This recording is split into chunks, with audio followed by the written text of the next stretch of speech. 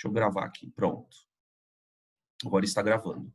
Bom, antes da gente começar, como de praxe, pessoal, eu vou fazer um breve resumo de coisas que a gente viu na aula, e aí vocês interrompam a qualquer momento, como sempre, tá? Bom, quando a gente vai falar de lançamentos... Opa, peraí. Uma das coisas muito importantes da gente começar falando é de um princípio que foi enunciado pelo Galileu. Princípio. Tem até o primeiro exercício de aula, na verdade, ele é um exercício de conceito que vai falar sobre isso, tá? O princípio da independência. Peraí, está entrando aqui a Renata. Aqui, pronto. Princípio da independência dos movimentos, tá? Eu vou enunciar o princípio já da forma mais fácil da gente utilizá-lo. Eu não vou contar toda a história que deu origem ao princípio da independência dos movimentos, porque não vale muito a pena a gente ficar martelando nisso. O que importa é a consequência dele, né? O princípio da independência, ele é criado, vamos dizer assim, a gente norteia o nosso raciocínio a partir dele toda vez que você estiver falando de movimentos bidimensionais, ou seja, movimentos em duas dimensões, tá? No nosso contexto, os movimentos bidimensionais que a gente mais usa o princípio da independência dos movimentos são os lançamentos, como a gente está estudando lançamentos horizontais e lançamentos balísticos. Esse princípio da independência, ele vai ser usado também quando a gente for estudar as leis de Newton, tá? O que ele vai dizer basicamente? Vamos imaginar um movimento parabólico que a gente chama de lançamento oblíquo, certo? Quando a gente olha para um lançamento oblíquo, a gente pode olhar para esse lançamento como sendo um movimento descrito tanto no eixo Y como no eixo X, certo? Então, a gente pode imaginar que durante todo esse movimento, em qualquer ponto que a gente analise, o nosso corpo, ele tem duas componentes de velocidade. Tá? De V. Lembrando que a velocidade é um vetor a partir de agora, né? E todo vetor, ele pode então ser decomposto em componentes horizontais e verticais. A componente horizontal eu chamo de Vx e a componente vertical eu chamo de Vy. Cada uma dessas componentes, ela pode ou não variar dependendo da aceleração. E o que o princípio da independência dos movimentos diz é que os fatores que governam a velocidade no eixo X são completamente diferentes dos fatores que governam a velocidade no eixo Y. Quer dizer, a situação que rege a velocidade no eixo não tem relação nenhuma com a situação que rege a velocidade no outro eixo. Por que isso é importante? Porque eu posso analisar o movimento de forma independente. Eu posso enxergar o movimento como sendo um movimento vertical. E esse movimento vertical, ele está sob a influência de uma aceleração.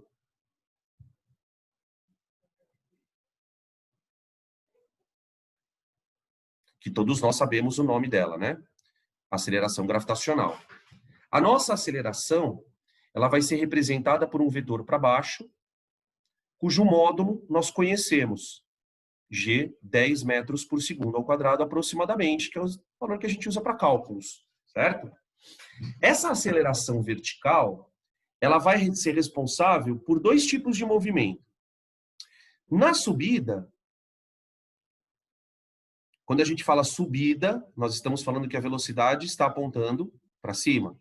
O VY, tá? Ele vai diminuir o módulo. Por que ele vai diminuir o módulo? Porque a aceleração está contra ele.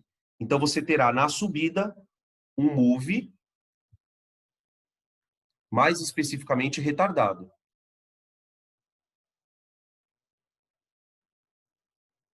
Tá? Então, todas as equações que a gente trabalha para moves vão continuar valendo quando você analisa o movimento na vertical, tá? Já na descida, a história é outra. Descida. Durante a descida, o vetor velocidade está apontando para baixo. E aí, a gente percebe uma coincidência na direção e no sentido quando você compara com o vetor aceleração. Se os dois vetores concordam, lembra do que a gente aprendia na cinemática de uma dimensão só? Se os dois vetores concordam, se o sinal da velocidade está igual ao sinal da aceleração, significa que você está num movimento acelerado. Lembra que eu falava assim, a aceleração ajuda a velocidade em módulo, né? Então você tem um move acelerado. Ok? Então você tem tempo de subida igual a tempo de queda, né? E aí a gente introduz aqui a ideia do tempo de voo, né? O tempo de subida é igual ao tempo de queda, ou seja, o tempo de voo é o tempo de subida mais o tempo de queda. Tá? Quando a gente trabalha com movimentos verticais, que foi o último assunto que a gente trabalhou antes de entrar em lançamentos, né? A gente viu que o tempo em que o corpo demora para subir, inverter o sentido do movimento e aí depois descer, esse tempo de subida e o tempo de descida são iguais. A gente costuma dizer que o movimento ele é espelhado, quer dizer, tudo que você observa que ocorre na subida também vai ocorrer na descida, tá?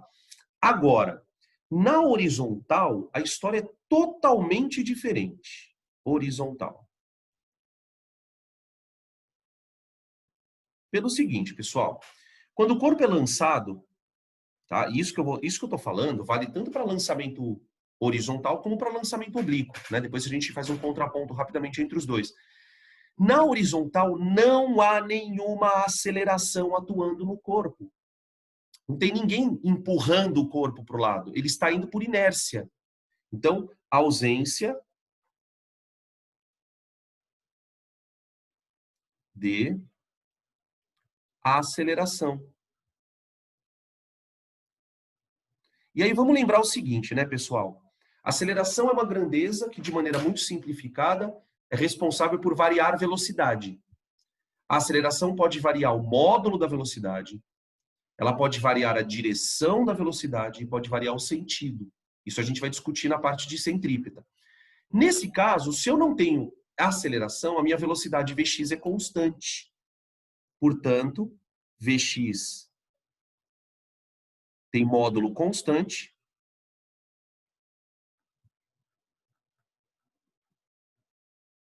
O que significa que nós temos, então, uma situação de movimento uniforme. Movimento uniforme. Tá? Beleza? Lembrando sempre que as componentes Vx e Vy dependem geralmente de um ângulo fornecido, né? A gente tem uma situação muito geral, mais ou menos assim, ó. Você tem aqui o eixo Y, tá? Temos aqui o eixo X. Temos aqui uma velocidade, que eu vou chamar de V0, certo? E essa velocidade, aí o exercício pode te dar dois ângulos. Ele pode dar o ângulo que ela forma com a horizontal, que é geralmente o que ele dá, né? O que ele dá é o ângulo que ele faz com a horizontal. E o ângulo que ele dá com a vertical. Dificilmente ele dá esse ângulo. Mas vamos imaginar que a gente esteja trabalhando com a situação mais comum, que é esse ângulo alfa, esse ângulo θ aqui, ó. Tá? Nesse caso, como é que a gente escreve as componentes da velocidade? Bom, a componente Vx, aquela que é constante, Vx, essa Vx ela vale V0 vezes o cosseno de θ. Isso pela regra de decomposições vetoriais, tá? Tudo bem? Agora, o Vy é V0 seno de θ, tá? Então, quer dizer, uma está suscetível à dependência do seno e a outra suscetível ao cosseno. O Vy seria isso aqui, ó. Tentar representar aqui um vetor Vy, ó. Esse vetor Vy, que a gente coloca em amarelo, a gente costuma escrever V0Y. Tá? Eu vou até acrescentar um zerinho aqui, ó. E aí eu quero que vocês entendam esse detalhe, né? Por que que na componente Vx eu não tenho isso e na componente Vy eu tenho? Porque a componente Vx ela vai ser sempre constante. Então, o valor que ela tem no começo da trajetória é exatamente o valor que ela vai apresentar no final da trajetória durante o tempo de voo. Tá bom? O V0Y, esse sim, o V0Y, ele vai variar de acordo com a aceleração. Então, ele sai com uma velocidade bem alta. No ponto mais alto do movimento, ele para na vertical, né? E depois ele passa a descer, acelerando. Tudo bem? Beleza? E aí, todas as equações de mu e move que vocês já conhecem. Tá ok? Beleza? Vocês estão aí, moçada? Peraí. Sim, Tati, valeu. Bom, isso aqui é o resumex da brincadeira, tá? Bom, qual a diferença quando a gente estuda lançamentos horizontais e lançamentos oblíquos? Então, vamos para uma segunda telinha aqui. Vamos lá. Lançamento horizontal. Lançamentos. Horizontal.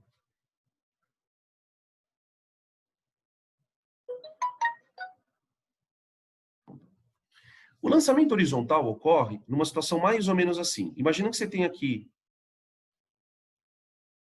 um desfiladeiro a uma altura H do solo, e daqui você vai lançar um projétil. Tá?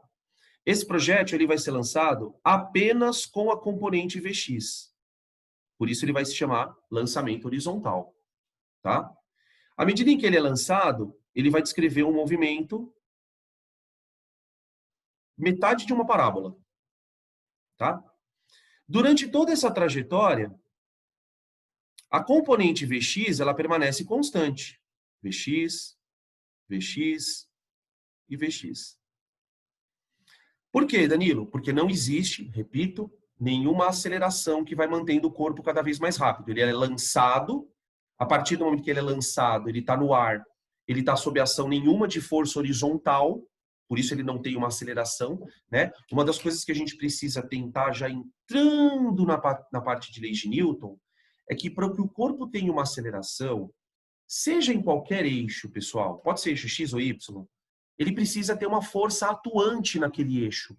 Quem dá a aceleração para um corpo é uma força. Então eu pergunto, olha, existe alguma força que está empurrando o corpo durante a trajetória? Não. No entanto, a gente sabe que existe a nossa queridíssima força-peso. A força-peso é exercida pela Terra sobre qualquer corpo. Essa força-peso que atua na direção vertical, ela vai acelerar o corpo na vertical. Então você vai ter um VY cada vez maior. Percebe?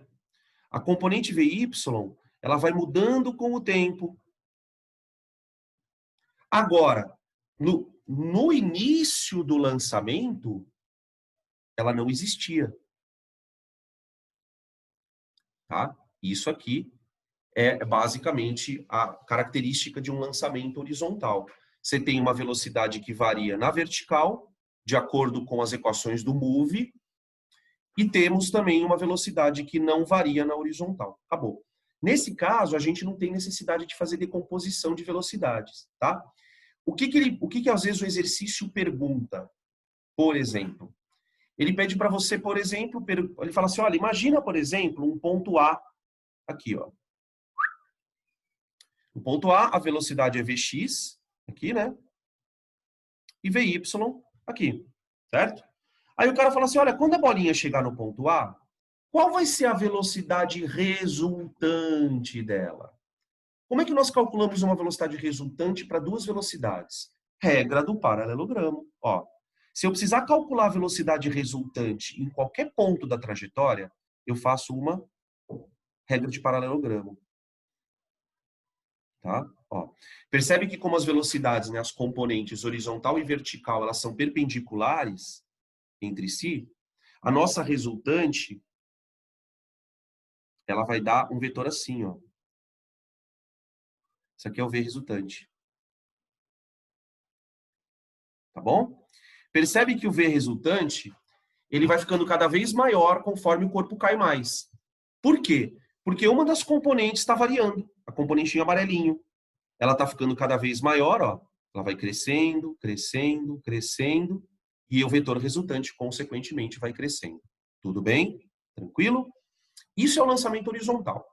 O lançamento oblíquo, vamos colocar o lançamento oblíquo, que é o famoso balístico, né? Oblíquo. O lançamento oblíquo, diferentemente do horizontal, ele geralmente o corpo parte do solo com uma velocidade v0, tá? E aí ele vai descrever o movimento balístico. Ou seja, você pode pensar no lançamento horizontal como sendo a metade de um lançamento oblíquo, né? Daqui até aqui, você tem um lançamento horizontal. O lançamento oblíquo consiste na subida até o ponto mais alto, e aí depois ele volta a descer, tá? Que é o primeiro slide que a gente havia comentado. Nesse caso, a gente já meio que discutiu a situação, né? Na subida,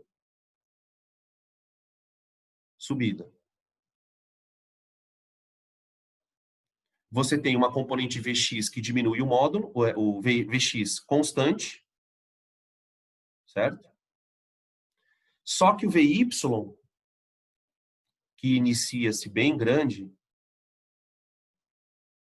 esse aqui é o V0y, né? Ó. Esse Vy ele vai diminuindo de intensidade até chegar no ponto mais alto. No ponto mais alto, você tem que o Vy vale 0. Quer dizer, na vertical ele está invertendo o sentido do movimento. Mas o Vx continua firme e forte lá. Vx diferente de 0. Tá? Na descida, o corpo começa a ganhar Vy e o Vx continua constante. Tá? Então são essas as duas situações que diferenciam os dois lançamentos, um horizontal e outro oblíquo. Tá? Geralmente, se você entende o oblíquo, o horizontal acaba ficando mais fácil. Vocês vão ver até pelos exercícios que a gente vai discutir aqui na aula. Tudo bem? Beleza? Deu para dar uma lembradinha. Aí só para a gente refrescar de vez a memória, né? Sempre bom. Vamos lembrar das equações de move, rapidão? Equações de move, né? Eu tenho equação V igual a V0 mais AT, tá? Tenho a equação S igual a S0 mais V0T mais A sobre 2 T ao quadrado, tá? Vamos lembrar que nós precisamos tomar um pouco de cuidado, principalmente no lançamento oblíquo. Por quê? Porque como ele tem subida e descida, a gente vai ter que dar sentido para a trajetória. O que vai ser positivo, o que vai ser negativo, tá? Então, ficar atento a isso. E aí nós temos o nosso querido Torricelli, né? V quadrado igual a V0 ao quadrado mais 2A delta S. Equação de mu, né, gente? A gente tem V igual a delta S por delta T.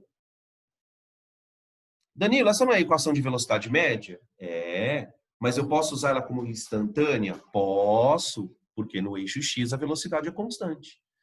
E eu posso usar a equação de espaços, S igual a S0 mais Vxt, né? Ó, tá? Vx é o valor da componente horizontal da velocidade. Tudo bem, beleza. Então, com isso, com esse resuminho, né, com esse mapa conceitual, a gente pode começar a tentar fazer as questões de lançamentos. Então, bora começar. Qualquer coisa vocês me interrompam, tá? Bom, questão número 0, na verdade, né, que eu coloquei aqui, que é um exercício de conceito.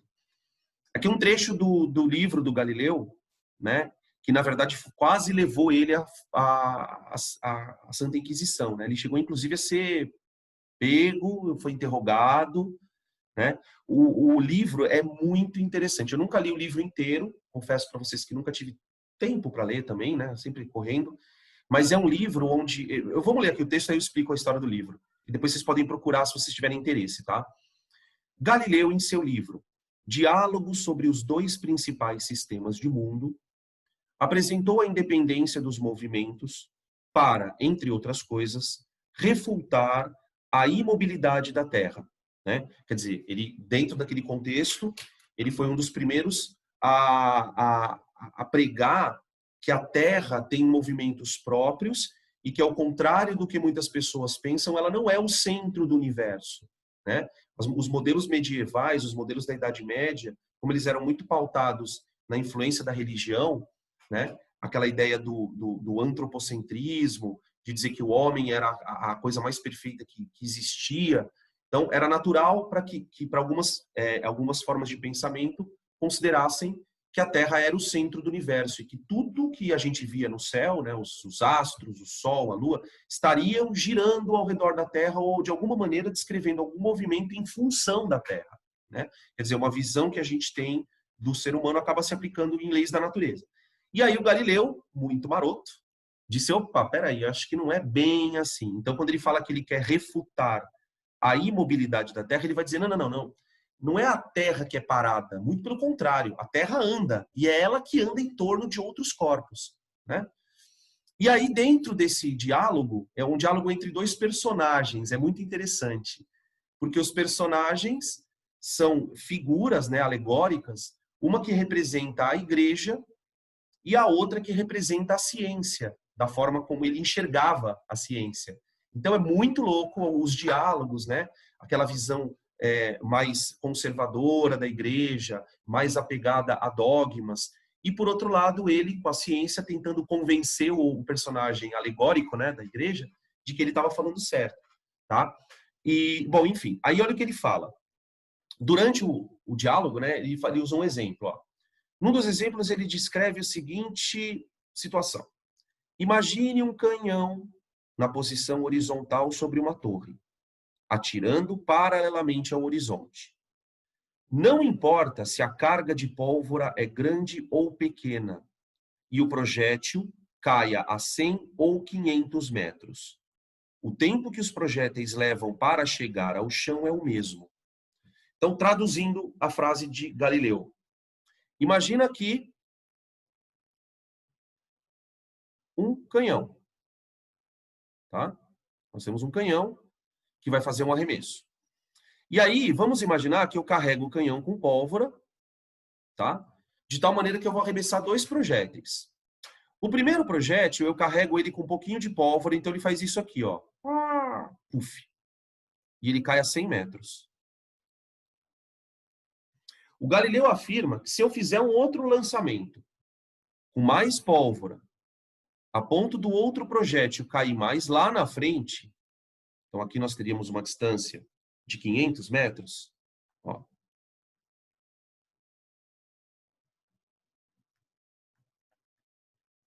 O que ele afirma categoricamente é que o tempo de queda do projétil 1 tem que ser igual ao tempo de queda do projétil 2. Quer dizer, esse aqui é o projétil 1 e esse aqui é o projétil 2. Tá? De forma muito sutil, ele acabou de enunciar o princípio da independência dos movimentos. Ele vai dizer assim, olha, tentando explicar isso de uma forma teórica, né? Por que um projétil foi mais longe do que o outro? Ora, simples, ele foi mais longe porque ele tinha uma carga de pólvora maior, de tal maneira que o Vx do projétil 2 é maior que o Vx do projétil 1. Então, a carga de pólvora, ela vai influenciar na componente horizontal da velocidade. Porém, na vertical, se a gente analisar, a vertical, eu tenho o V0y de 1, 0, e tenho o V0y do corpo 2, também 0. Né? Como os dois corpos partiram da horizontal, eles não tinham componente vertical. E como a aceleração da gravidade está atuando de maneira simultânea a todos, eles têm que acelerar do mesmo jeito, tá? Aí vai uma dica. Procura no YouTube o experimento do Galileu. Tem um vídeo muito interessante, foi feito nos Estados Unidos, né? Sabe aquela história de que uma bola de boliche e uma pena, se forem abandonadas na mesma altura, terão que cair no mesmo intervalo de tempo? E foi feito um experimento nos Estados Unidos, dentro de um galpão, que não tinha ar. Os caras tiraram todo o ar do galpão, suspenderam uma pena, suspenderam uma bola de boliche e soltaram as duas em queda livre. E, de fato, verificou-se o experimento do Galileu. Tá? No YouTube também tem esse mesmo experimento feito pela missão Apollo. Quando os caras chegaram na Lua, o Neil Armstrong chegou na Lua, junto com os outros, o Buzz Aldrin, né, e o outro cara que eu não lembro o nome, uma das primeiras coisas que eles fizeram foi o experimento de Galileu. Porque na Lua é um bom lugar para você verificar o experimento do Galileu, porque lá não tem atmosfera. Né?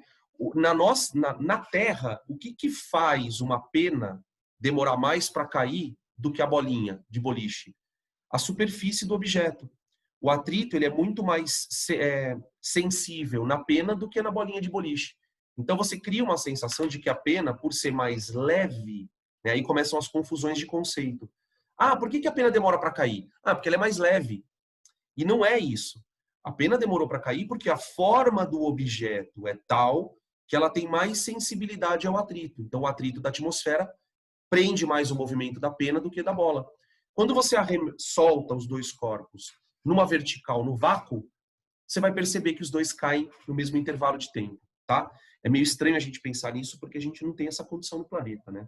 Então, sugestão que vocês deem uma olhada, procurem no YouTube, que é bem legal o vídeo, é muito legal, tá? Bom, agora vamos ler as frases aqui. Frase 1. O texto apresenta uma ideia errada, pois a bala de canhão que percorre o maior trajeto permanece por mais tempo no ar. Não. O tempo de queda desse tipo de movimento depende exclusivamente da altura e da gravidade. Para quem lembra de fórmulas, lembra que o tempo de queda é a raiz quadrada de 2h sobre g? Quer dizer, os dois corpos são abandonados na mesma altura? Sim. Os dois corpos estão sendo abandonados no mesmo planeta, portanto tem a mesma gravidade? Sim. Então tá tudo certo, tá? Então, a primeira frase é falsa, porque ele fala que o texto apresenta uma ideia errada. 2. Os tempos de lançamento das duas balas de canhão são os mesmos quando comparados ao tempo de queda de uma terceira bola que é abandonada da boca do canhão e cai ao chão. Quer dizer, imagina agora uma terceira bolinha, aqui, ó, que é simplesmente abandonada. Essa terceira bolinha, ela vai ter um V0y igual a 0 também, não vai? Porque ela foi abandonada. Se essa terceira bola está sob a ação da mesma aceleração, ela vai cair também ao mesmo tempo. A única diferença dela para as outras duas é que ela não tem Vx, por isso ela só faz um movimento vertical, certo? Se ela tivesse um Vx, nós, que somos observadores aqui da Terra, viríamos uma resultante de duas velocidades, o Vy e o Vx, tá bom? Beleza? Então é verdade essa frase, é verdade esse bilhete, tá? Verdade. 3. O texto não apresenta uma ideia correta. Já pode parar, né? Pode parar. O movimento da bala de canhão pode ser dividido em dois movimentos independentes, um na vertical e outro na horizontal. Então, ok. Verdadeiro. Tá? 2 e 4, alternativa B de bola. Tudo bem? Então, uma boa resumida teórica do que fala o princípio. A gente vai usar esse princípio da independência também, né? Não só em força. Quando a gente for analisar a composição de movimentos, quando a gente for estudar a quantidade de movimento, tem bastante coisa que envolve esse princípio, ok? Bom, se vocês quiserem tirar print, fiquem à vontade. Vou passar para agora para os exercícios mesmos de sala, tá? 1. 2 rifles são disparados com os canos na horizontal, paralelos ao eixo do solo, e ambos a uma mesma altura acima do solo. Exatamente o problema do canhão. A saída dos canos, a velocidade da bala do rifle A é 3 vezes maior do que a do rifle B. Então, você tem 2 balas. Uma bala com uma velocidade VA igual a V. Essa bala vai fazer um percurso, tá? E a bala do rifle B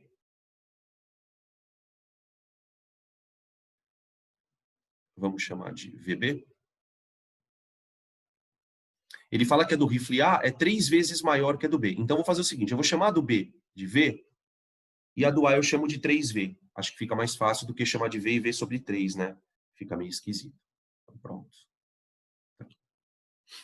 Só que eles foram lançados da mesma altura. Então, ó, a bala do rifle A será lançada a uma altura H, enquanto a bala do rifle B será lançada a uma altura H também.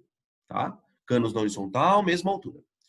Após intervalos de tempo TA e TB, as balas atingem o solo a, respectivamente, distâncias DA, de uma das saídas do respectivo cano, né, e DB. Desprezando-se a resistência do ar, podemos afirmar o quê? Bom, gente, a gente define nesse exercício o conceito de alcance. Alcance.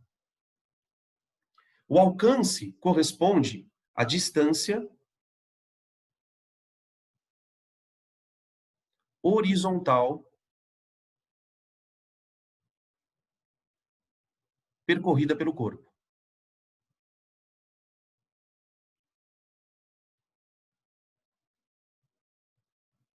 Pelo corpo. Tá? Eu vou resolver o exercício bem detalhezinho, mas talvez para algumas pessoas já deva estar imaginando qual é a resposta, né?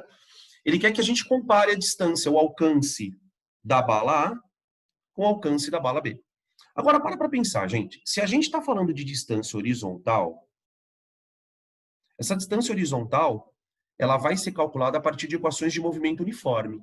Concorda? Então, eu vou pensar o seguinte. Esse alcance eu vou chamar de D maiúsculo, tá?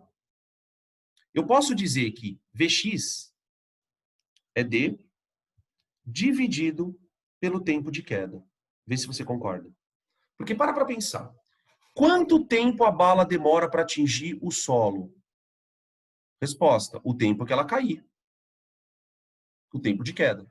O tempo de queda depende da altura e da gravidade. Então, a rigor, as balas ficam o mesmo tempo voando. O tempo é o mesmo. Portanto, eu posso dizer que o alcance horizontal é a velocidade Vx vezes o tempo de queda. Tá? O tempo de queda da bala A é igual ao tempo de queda da bala B. Vamos chamar os dois tempos de queda de T só, tá bom? Então, calculando o alcance das balas, dx da bala A vai ser 3V vezes o tempo de queda. O alcance da bala B vai ser só V vezes o tempo de queda.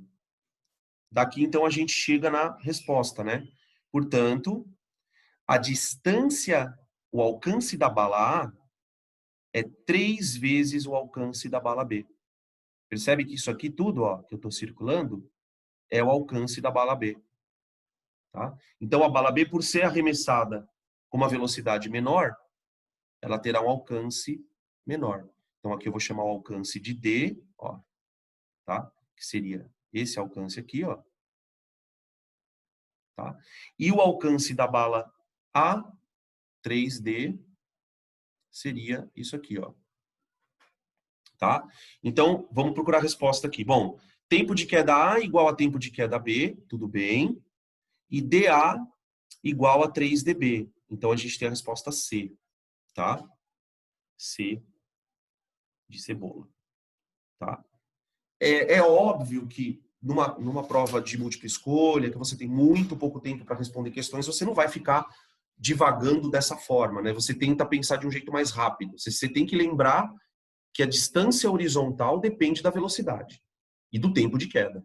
Como os dois corpos têm o mesmo tempo de queda, isso vai depender então apenas da velocidade, tá? Tudo bem? Podem perguntar, viu, gente? Qualquer coisa, estamos aí. Podem tirar print.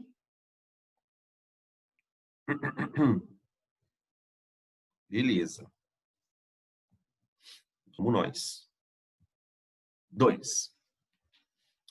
Uma esfera de aço com massa 200 gramas desliza sobre uma mesa plana com velocidade 2 metros por segundo. A mesa está a 1,8 metro do solo. A que distância da mesa a esfera vai tocar o solo? Né? Tem muitas pessoas que podem perguntar assim, Danilo, mas por que ele está dando a massa da esfera? Não necessariamente a gente vai ter que usar ela para alguma coisa, tá? O que a gente vai tentar entender é que para a gente calcular a distância que ele está pedindo, ó, como é uma distância horizontal, eu preciso saber quanto tempo a pedra ficou voando.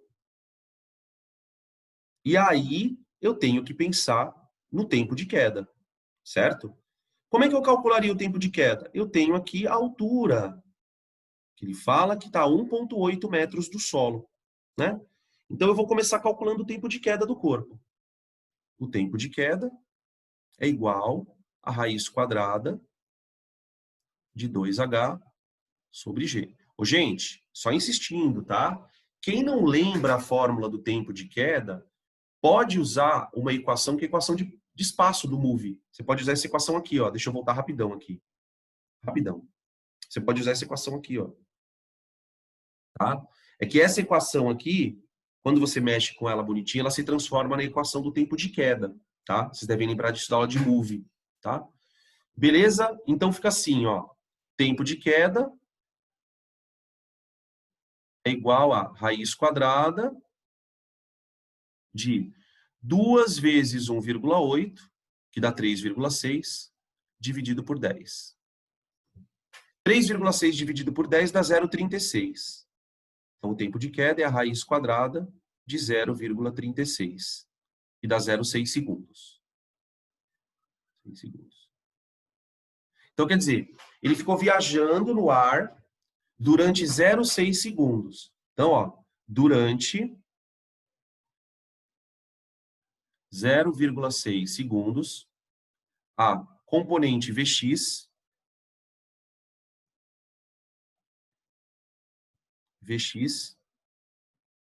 atua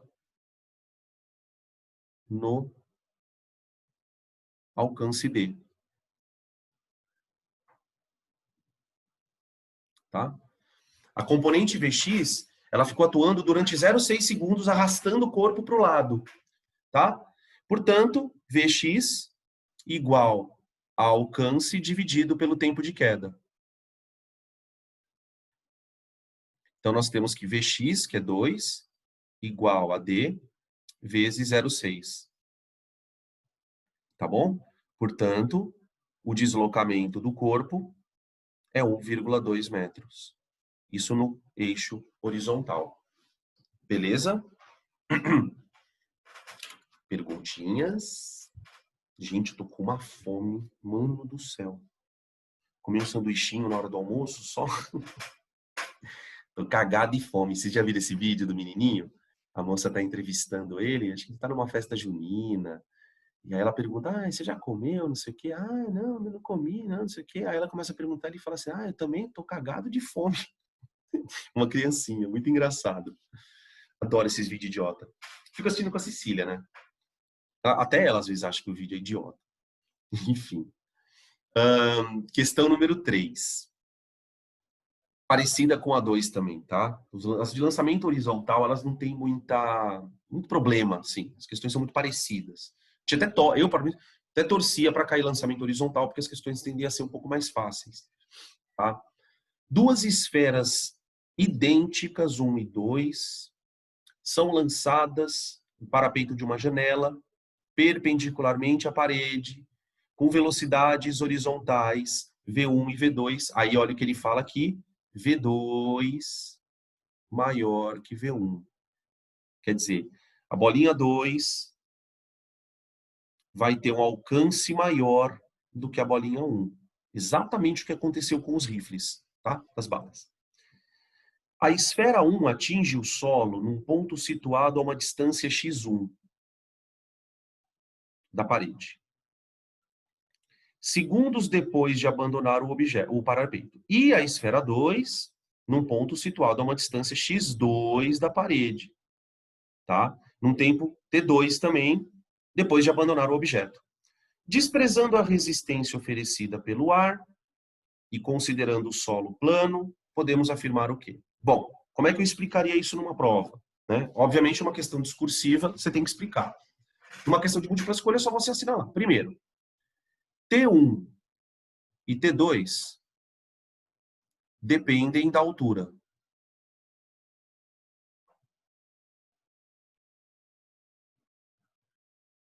Certo?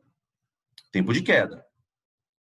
Como H1 igual a H2, o que seria H1 e H2? Seriam as alturas dos dois projéteis, né? Concluímos que o tempo de voo é igual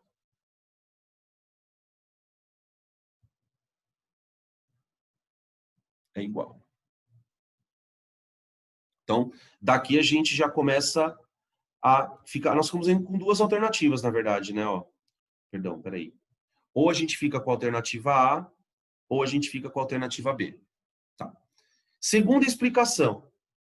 O alcance, né? Alcance X. Alcance X. Como na horizontal o movimento é uniforme, eu posso dizer que V igual a X sobre tempo de voo. Portanto, o X... Opa.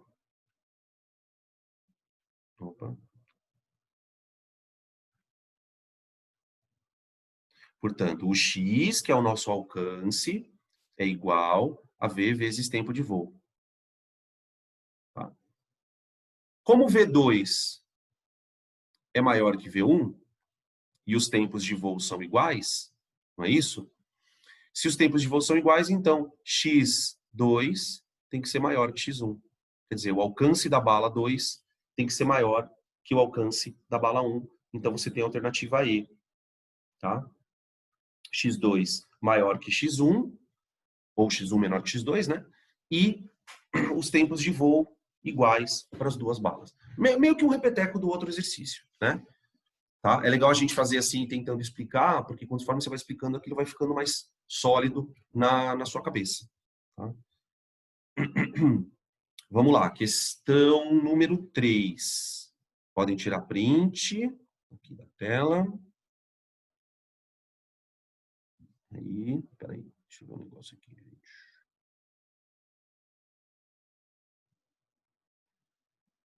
Tá, então, pronto. Maravilha. 4. Uma bola é lançada horizontalmente com velocidade V0 a partir de uma calha que se encontra a uma altura H0 no solo. Então, dá-lhe nós desenhar. Você tem aqui uma altura H0. Daqui eu vou lançar um projétil com uma velocidade V0, tá? E ele vai puff, cair. A bola atinge o solo a uma distância horizontal L0. L0. A partir do ponto de lançamento, que seria o nosso alcance. Agora vem a pergunta. Se a altura da calha for quadruplicada, a nova distância horizontal será. Se você pegou bem a ideia, dá para resolver de cabeça. Eu não vou resolver de cabeça, né? Eu vou resolver mostrando matematicamente. Mas se você pegou a ideia, você já tem condição de resolver essa questão rápido. Bater o olho e falar, puta, já sei qual é a resposta, tá? A ideia é imaginar o seguinte, ó. Eu tenho uma calha agora, um outro penhasco, com uma altura 4H0, tá? Eu vou lançar a bolinha com a mesma velocidade. Ele não fala nada sobre a velocidade. Tá? Deixa eu perguntar uma coisa para vocês. Não precisa responder com o microfone aberto, mas só pensa. Qual bolinha demora mais para cair no chão? A bolinha branca ou a bolinha amarela? A bolinha amarela, porque ela caiu de uma altura maior. O que que acontece com o tempo de queda quando eu aumento a distância? A altura? Ah, ele aumenta, Danilo, mas quantas vezes? Quantas vezes? Veja só. O tempo de queda 1, vamos chamar de tempo de queda 1, ele é raiz quadrada de 2H0 sobre G. Certo? O tempo de queda da bola 2 é igual a raiz quadrada de 4 vezes... Opa, peraí. Opa. Só um minutinho, gente. Deu um bug aqui no meu. Então você tem o tempo de queda da bolinha 1 é raiz quadrada de 2H sobre G, não é isso? Aqui, toma cuidado aqui porque a altura quadruplicou, não é isso? Quando a altura quadruplicou, fica 4 vezes 2H0, porque esse 2 ele é da fórmula, né? Ó, deixa eu só apagar esse traço aqui. Espera aí. Dividido por G. Tá? O 2 eu mantenho na conta porque ele é da conta, ele é da fórmula, 2H sobre G. Tá? O que vai acontecer então, gente? Dessa conta que você está vendo em amarelo, aqui, ó, eu posso tirar o 4 da raiz, tá certo? Que vai ficar 2. Então vai ficar assim, ó. O tempo de queda da bolinha 2 é igual a 2 vezes raiz quadrada de 2H sobre G. Ou seja, eu dobrei o tempo de queda. Quer dizer, se a bolinha 1 ficar 1 segundo voando, a bolinha 2 vai ficar 2 segundos. Eu posso escrever assim, ó. Se o tempo de queda da bolinha 1 é t, o tempo de queda da bolinha 2 é 2t. Tudo bem? E aí a gente já imagina então o que vai acontecer com o alcance, né? Ó, a bolinha branca, ela tem um alcance L0 igual a V0 vezes tempo de queda.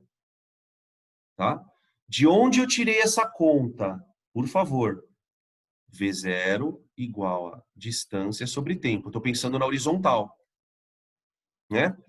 Quando eu dobro o tempo de queda, eu vou ter um novo alcance. Ó. Eu vou chamar de L'. Esse aqui é o novo alcance. Ó. O novo alcance da partícula, porque ela ficou mais tempo no solo. Quanto vale L'? Vale V0 vezes 2 tempo de queda. Portanto, o L' é igual a 2L0. Eu dobrei a distância porque eu quadrupliquei a altura, tá? Por que eu dobrei a distância? Porque ao dobrar, ao quadruplicar a altura, como existe uma relação de raiz quadrada, né? Você quadruplicando a altura, você dobra o tempo que ela demora para cair, por conta da raiz, né? Essa dependência da raiz, tá? Então eu acabo tendo um alcance 2 vezes maior por conta do tempo de voo, tá? Então, isso nos dá a alternativa B. Pô, essa questão é difícil, cara. Assim, você tentar explicar ela é difícil. Tá? Podem tirar print aí.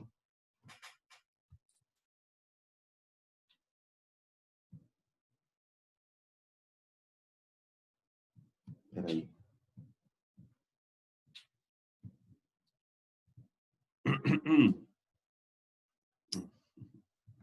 Beleza. Aqui. 5.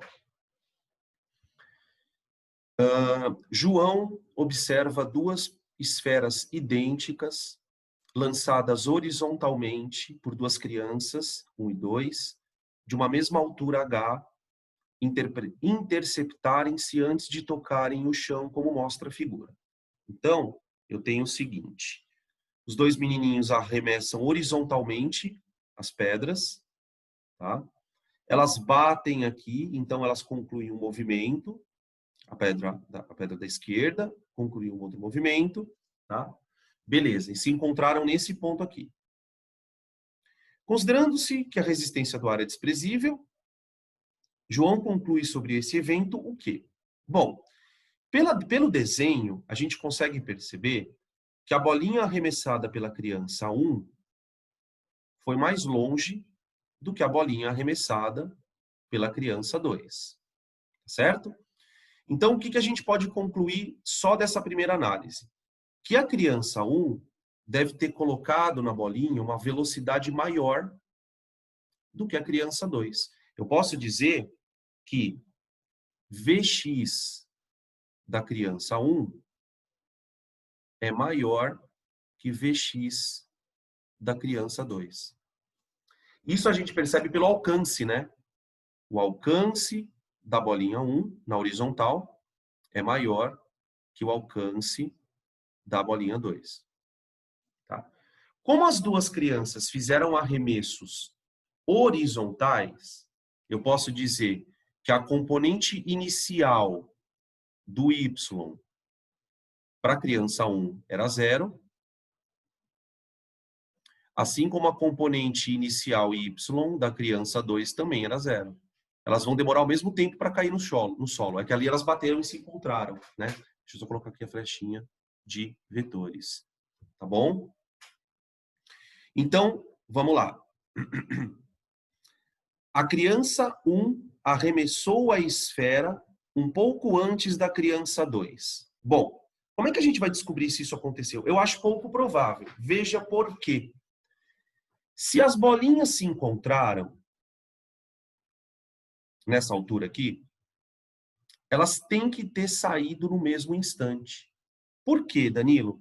Porque se a criança 1 tivesse jogado a bolinha antes, nesse exato ponto, a bolinha 1 devia estar mais para baixo.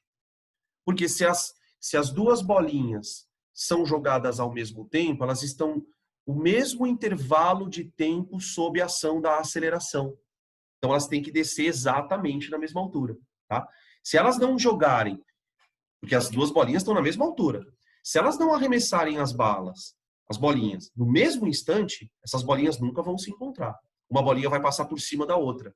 Né? A criança que demorar mais para soltar a bolinha, ela vai ter a bolinha passando por cima da criança que soltou anteriormente, tá?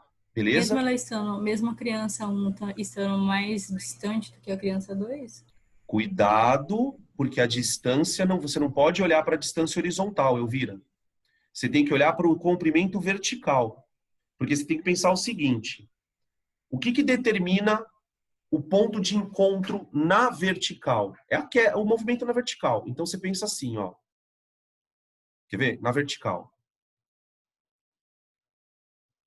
Como é que eu monto uma equação de deslocamento na vertical? Eu vou escrever que S igual a S0 mais V0t mais G sobre 2.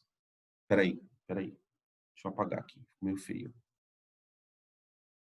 Mais G sobre 2t ao quadrado. Vamos mexer com ela, quer ver? Vamos jogar o S0 para a esquerda? Então fica assim, ó. Delta S é V0t mais G sobre 2t quadrado.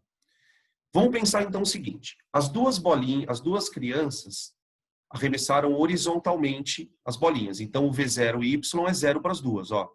Então, isso aqui, tchau. Delta S é igual a 5t ao quadrado, pode ser? Tá bom? joguei a gravidade 10. Espera aí que minha conexão está instável. Calma. Voltou. O que eu percebo, Elvira? O ΔS é o deslocamento na vertical, não é? Desloque na vertical. O deslocamento na vertical depende só do quê? Do tempo. Então, o que a gente descobre? Se elas se encontraram nesse ponto, ó, nesse ponto, significa que na vertical elas andaram o mesmo deslocamento, aqui e aqui. Para elas terem andado o mesmo deslocamento, elas têm que ter ficado o mesmo tempo no espaço, voando. Portanto, as crianças têm que ter arremessado no mesmo instante. Se uma arremessar antes da outra, os tempos que elas vão ficar no espaço são diferentes. O que vai dar um ΔS diferente, elas não vão se encontrar nunca na vertical, tá? O problema de uma estar mais afastada da outra, na verdade, não é que uma está mais afastada da outra, é que as bolinhas elas não se encontraram no meio, tá bom? Então, a 1 é falsa. A 1 é falsa. 2. A criança 2 imprimiu menor velocidade na esfera do que a 1. Isso é fato, tá? A velocidade horizontal, né? Certamente aqui ele está se referindo à velocidade horizontal. Isso é verdade. 3. A aceleração da esfera da criança 1 é menor do que a aceleração da esfera, menor do que a esfera da 2. Isso é impossível, porque ambas as esferas estão submetidas à mesma aceleração, que é a gravitacional. As duas estão sendo aceleradas para baixo, tá? Então, falso. A aceleração das duas esferas é a mesma, beleza? Então, a única verdadeira é a afirmação número 2, tá? Que nos dá, então, B de bola. Essa é uma questãozinha meio cara de Enem, né? Não que o Enem não costuma fazer esse negócio de quais são verdadeiras, mas ele pode jogar na forma de itens, né? De itens. Tá bom? Beleza. Podem tirar o print.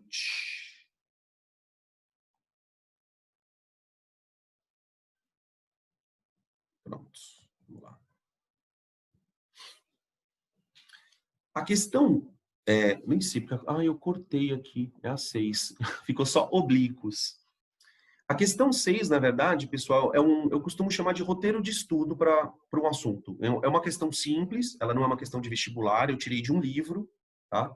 Uma questão para você fixar conceito. Então, são cálculozinhos mais simples, para você pegar, memorizar as equações, aprender a trabalhar direitinho, tá? Tanto é que olha só o tamanho da questão, né? Tem A, B, C, D, E, F, G, H, I. Então, vou ter que dar uma espremida aqui, eu acho que dá. Bom, ele fala lá, um objeto é lançado obliquamente com velocidade inicial 50 metros por segundo, que é a velocidade agora não mais horizontal, né? Ó. Por que o lançamento chama oblíquo? Vocês manjam isso? Vocês sabem que ângulos diferentes de perpendiculares, né? Assim, você tem ângulos agudos e ângulos obtusos, né? O ângulo agudo é um ângulo com menos de 90 graus. Uma vez que você coloca um vetor em relação ao eixo X com ângulo menor que 90 graus, você diz que o vetor é oblíquo ao eixo. Então, o lançamento é oblíquo porque a bola vai ser lançada na direção obliquamente, tá? Bom, aí ele dá o ângulo com a horizontal, como eu falei para vocês, de praxe, e já me dá o seno e cosseno, tá? 0,6 para o seno, 0,8 para o cosseno, tá? E aí ele começa a perguntar tudo que a gente falou no resuminho, beleza? Então, ó, item A. Determine as componentes horizontal e vertical. Então, a componente horizontal eu vou chamar de Vx, que é V0 cosseno de alfa. Essa componente Vx, então, vai ser 50, presta atenção que eu não vou fazer conta por conta, tá? Ó, 50 vezes o cosseno de 37, que é 0,8. Então, isso aqui vai dar 40 metros por segundo. Não esqueçam que essa componente ela é constante, ela não varia, tá? A componente y, eu vou colocar V0y, justamente porque ela varia. ela é V0 seno de alfa. O V0y vai dar 30. Percebe que a resultante de 30 e 40 tem que dar 50 mesmo, né? Ó. Né? Pensa no vetor Vx como uma projeção aqui, ó. Aqui, que vale 40. Pensa no vetor V0y como uma projeção aqui, ó, que vale 50. 50 não, perdão, 30. Então fica 30, 40, a hipotenusa é 50, tá bom? Item B. Item B de bola. Escreva a equação de posição e de velocidade no eixo horizontal. No eixo horizontal, eu tenho mu, não é? Mu. Se eu tenho mu, primeiro, não tem equação de velocidade, queridos. A velocidade é uma constante. Isso aqui é equação de velocidade. V igual a 40. É uma função constante. Lembra das matemáticas de Eloy? Função constante. Função constante. É só um número, não tem uma variável. Agora, equação de posição eu tenho. Como é que é a equação de posição do mu, gente? Não é S igual a S0 mais VT? Para pensar um pouquinho, ó. O cara não partiu daqui. Aqui não é a origem do eixo X. Então eu vou chamar de S0 igual a 0. A posição inicial dele é 0.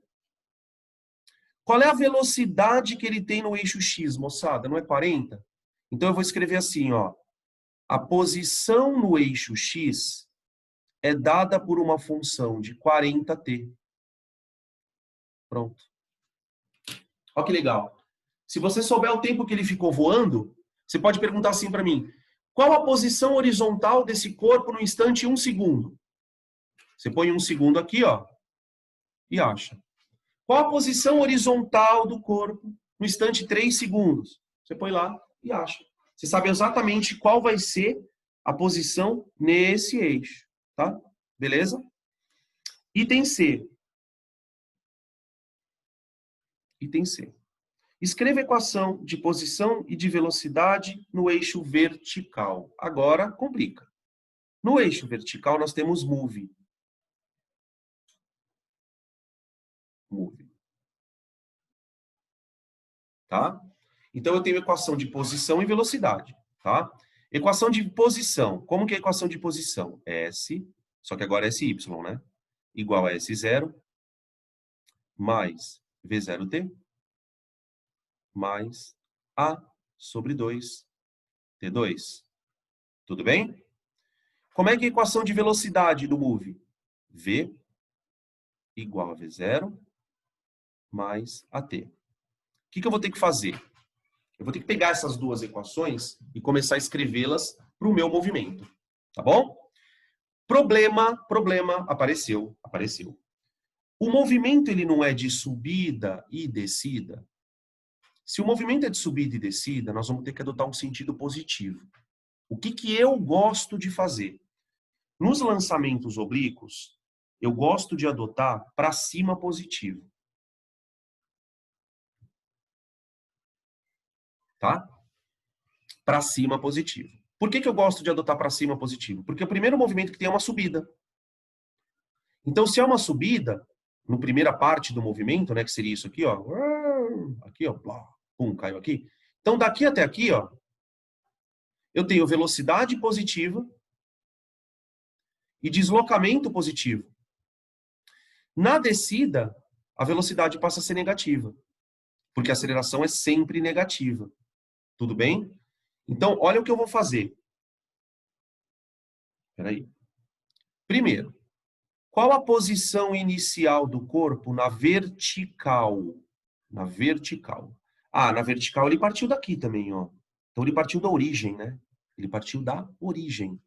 Então vamos começar. SY igual. O S0 é 0. Qual a componente vertical da velocidade no início? Ela está aqui, ó. Não foi essa velocidade que nós achamos no item A? eu vou colocar ela com sinal positivo. Então, eu vou colocar 30t, tá bom? Agora falta esse termo aqui, ó. Quanto vale a aceleração gravitacional? 10 em módulo. Mas como a gente adotou que os vetores que estiverem para cima são positivos, a aceleração vai ser negativa. Então, vai ficar 30 menos 5t ao quadrado. Cuidado, hein? 5t ao quadrado. Por que 5t ao quadrado, Danilo? Porque é g sobre 2t quadrado. Aqui, ó. No termo do sorvetão. Tá? Essa é a equação de posição em função do tempo. É uma equação de segundo grau por causa do move. Agora vamos fazer a equação de velocidade. Vy igual. Quem é o V0? 30 menos 10t. Olha lá. Menos 10t. Tranquilo? Olha só, a aceleração é 10, mas como ela está apontando para baixo, eu vou colocar o sinal negativo, então fechou a balada. Tudo bem? Tranquilo? Isso era o item C. Item D, eu vou fazer aqui no canto, ó. Eu também posso copiar um slide, né? Não custa nada, peraí. Acho que espremendo tanto aqui.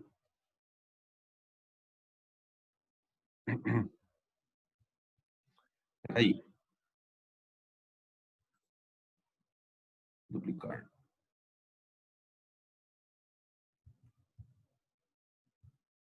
Pronto.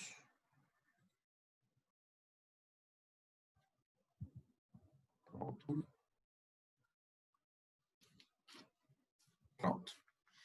Vou fazer o item D aqui no cantinho, ó. Não precisa, agora não precisa espremer tanto. Aí você não apaga mais.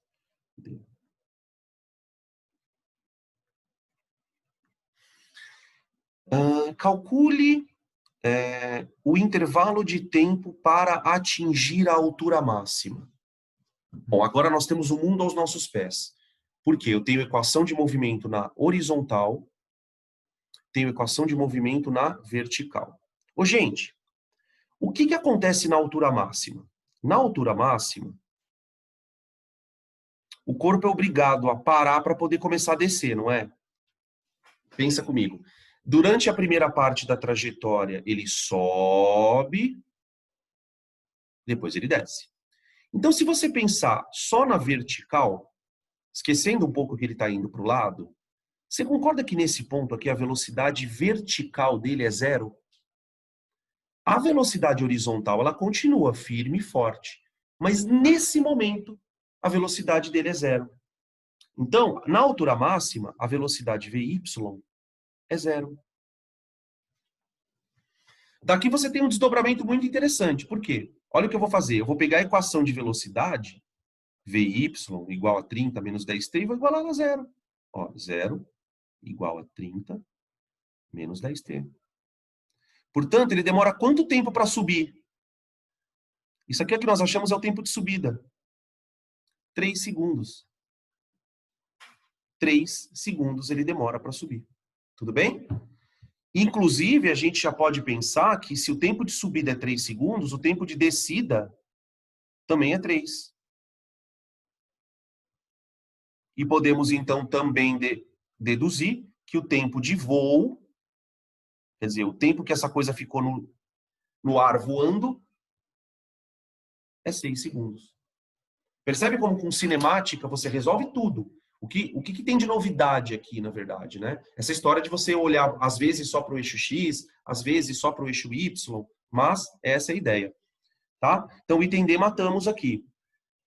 Item E, calcule a altura máxima. Vamos lá, crianças. O que a gente precisa fazer para calcular a altura máxima? A altura me remete à vertical, não é? Se a altura é vertical, eu vou olhar para a equação de posição na vertical.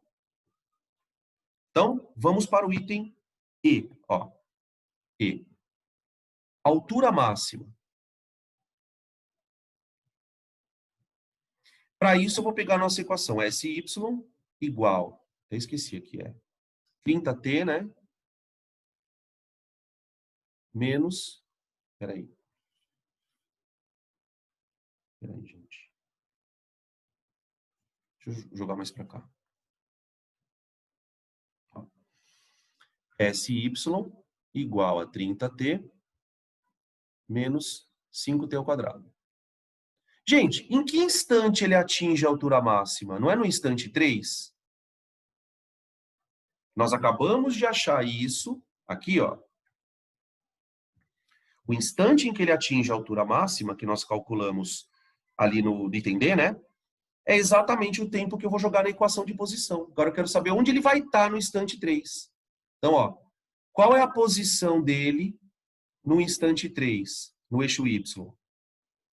É igual a 30 vezes 3 menos 5 vezes 3 ao quadrado. Então, a posição vertical para o instante 3 segundos é igual a 90 menos 45, que é igual a 45 metros. Tá? Essa é a nossa altura máxima. Item F. Determine a velocidade do corpo na altura máxima. A velocidade na altura máxima é o Vx, apenas. Que é, esqueci, 40. 40. Tá? Quando ele estiver na altura máxima, ele só tem a componente, né? Vamos lembrar aqui, ó. Aqui nesse pontinho, ó. Ele tem uma componente Vx que continua arrastando ele para o lado, mas o Vy é zero. Tá? O Vy ele vai diminuindo na subida e vai aumentando na descida. Tá? Esse é o item F. Item G. Determine o tempo que demora para o corpo retornar ao chão. Esse nós já calculamos, né? Quando a gente descobriu no item D que o tempo que ele demora para atingir a altura máxima é 3 segundos, eu descobri o tempo de subida e o tempo de descida, portanto, eu descobri o tempo de voo, tá? O tempo de voo é o tempo que ele demora para retornar ao solo, né? Tempo de voo, que é igual a tempo de subida, mais tempo de descida, que é igual a 6 segundos, tá? Item H. Calcule a velocidade vertical ao atingir o chão. Lembra que eu falei para vocês que o movimento é espelhado? Vamos voltar um pouco aqui, ó. Aqui.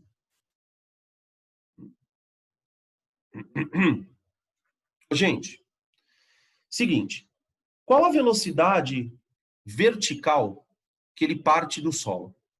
30, não é? Então, na subida, ele parte com 30, vai desacelerando e para aqui. Para na vertical. Na descida, ele não vai acelerar pelo mesmo intervalo de tempo?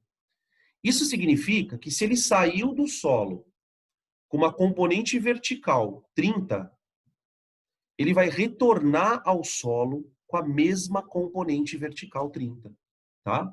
Eu vou escrever assim, ó.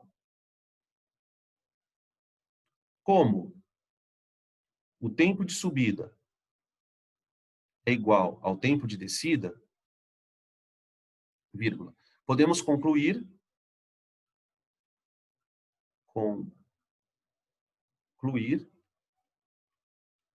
que o movimento é espelhado.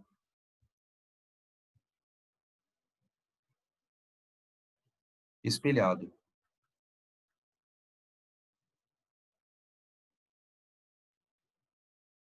Vírgula. Ou seja, V0y é igual a V final y, que é igual a 30. Tá? Beleza? Tranquilo, gente? E aí o item I, calcule o alcance máximo. Peraí, alguém me chamou. Alguém me chamou? E eu. Deixa eu te Fala. perguntar, eu posso considerar o VY na H como menos 30, porque ele está no sentido contrário? Pode sim. É que normalmente, Vi, quando ele pergunta calcule a velocidade, ele está se referindo ao módulo, tá? Mas tecnicamente pode sim. Ele está Eu acho que descendo ele com não sinal falou. negativo. Ele Pode não sim. falou módulo, eu coloquei menos 30. Tá Tudo bom, bem, obrigada. ele vai dar certo do mesmo jeito. Ele vai dar certo do mesmo jeito, não vai te tirar ponto, não. Tá? O item I. Opa, item I. O alcance depende do tempo de voo. A gente fez isso duas vezes antes de entrar nos lançamentos, né? Então, ó, vamos lá. Vx, porque lembra, se ele quer o alcance máximo, ele quer a distância na horizontal. Agora, eu tenho que pensar, pessoal, nisso aqui, ó. Nisso aqui, ó.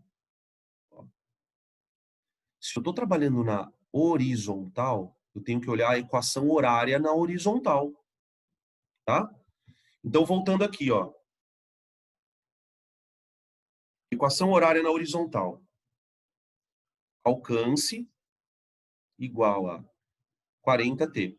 Se você quiser, você pode usar a velocidade é ΔS por ΔT, que também dá na mesma, né? Quanto tempo ele ficou voando? Não foi 6 segundos? Então, a distância máxima é 40 vezes 6, que é 240 metros, tá? Repito, se você quiser fazer por velocidade igual a distância por tempo de voo, dá na mesma. Você vai chegar no mesmo resultado de 240 metros, tá bom? Beleza, pessoal? É um bom resumo, né?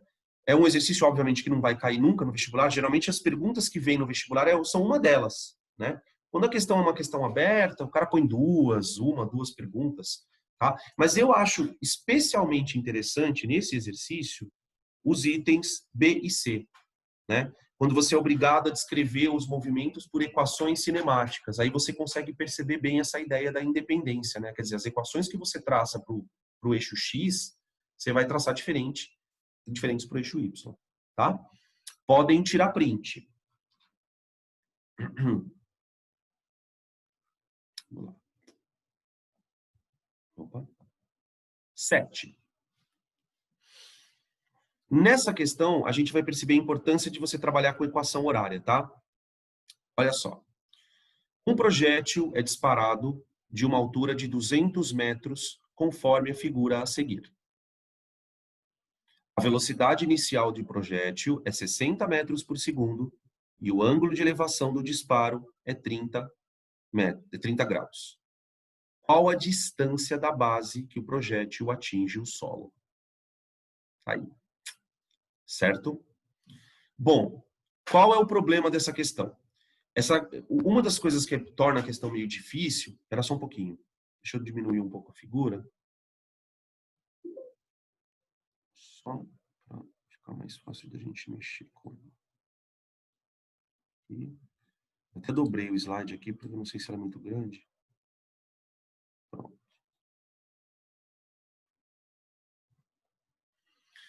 Bom, eu quero saber qual a distância que ela atinge o solo. Tá, tem uma coisa aqui que eu sei. Peraí.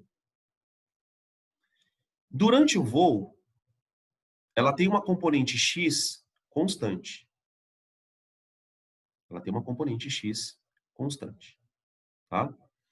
A componente X constante, se eu calcular ela, eu consigo calcular o alcance. Só que tem um problema. Eu preciso saber quanto tempo ela ficou voando. E aí, qual é o problema da situação? Eu não tenho como calcular o tempo de voo, porque o movimento balístico ele não começou daqui do chão, ó. Né? Se ele tivesse começado daqui do chão, eu tentaria achar o tempo de subida, pegaria o tempo de descida, que é igual, e calcularia o alcance. Então, o nosso problema é que eu tenho que descobrir o tempo de voo considerando que o movimento já estava começando daqui, ó. Tá? Então, como é que a gente vai tentar resolver essa situação? O tempo de voo é determinado pelo eixo vertical, não é? Então, eu vou tentar montar uma equação horária na vertical. Uma equação horária de posição na vertical. O que nós sabemos sobre a vertical? Bom, vertical. Como é move, a equação é S igual a S0 mais V0T mais A sobre 2T2. Só que aí, peraí, eu já vou fazer assim. Como é um movimento de subida e descida, eu vou adotar para cima positivo e, consequentemente, para baixo negativo. Então, aqui, eu já começo a escrever assim, ó. Menos G sobre 2 T ao quadrado. Tá bom?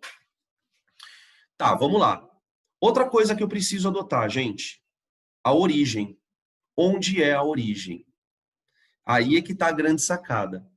Como o corpo não está partindo do solo, ele não está partindo do S0 igual a zero, se eu adotar que a origem é o solo, você concorda que esse cara aqui, ó, é 200 metros? Ele já partiu na vertical a uma altura de 200 metros em relação à origem, que seria o solo, tá? Outra coisa importante, quanto vale V0Y? O V0Y, ele vale V0 vezes seno de 30. Tá? Então, vamos começar a mexer com essa conta. Bom, primeiro, né, quanto que vale V0 seno de 30? O V0 vale 60. O seno de 30 vale meio. Então, aqui fica 30 metros por segundo. Tá? Tudo bem até aqui? Então, eu vou montar minha equação. Ó. Posição vertical é igual a 200 mais 30t menos 5t ao quadrado. Só que a nossa equação de move, portanto, é uma equação de movimento vertical para o meu corpo. Aí você fala assim, Danilo, por que você fez isso? Eu fiz isso pelo seguinte, uma equação horária, ela não te dá o instante em que o corpo está em qualquer posição que você queira? Para pensar um pouquinho. Quando esse corpo sair daqui, ó, a altura inicial dele é 200, não é? À medida que você ligar o cronômetro, essa altura vai mudando, mudando, mudando, mudando, mudando, mudando, mudando. Quando ele chegar aqui no chão, qual é a posição que ele estará na vertical? 0. Então, sabe o que a gente percebe? Se você montar uma equação de posição e mandar isso aqui valer 0, ó, você vai saber exatamente em que instante esse cara vai estar no chão. Tá? Perceba que é uma equação de segundo grau. Para quem é bom de matemática, hein? E eu sei que tem gente fera aí no computador de matemática. Eu sei, não vou citar nomes para não ser indiscreto. Quantas soluções, não todas, né, mas algumas equações de segundo grau tem? 2, não é? Essa equação ela terá 2 soluções. Por quê, Danilo? Porque, teoricamente, essa equação ela teria que descrever um movimento que começaria aqui, ó, e iria até aqui. Então, tecnicamente, essa equação mostraria que o corpo estaria no solo em 2 momentos. Tá? Só que um dos momentos nós vamos perceber que não vai dar para considerar. Vocês já vão entender por quê. Então, ó, eu vou igualar a minha equação a 0 e vou ver quais são os valores de t que ele está no solo. Tá? Então, eu escrevi assim, ó, para quais valores de t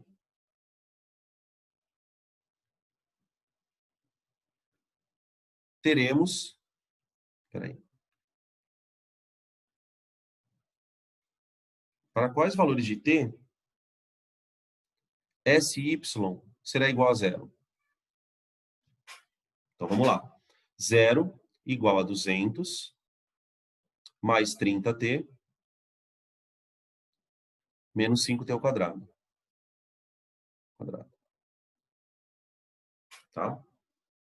Bom, dá para fazer por soma e produto? Menos b sobre a e c sobre a dá 5, 6...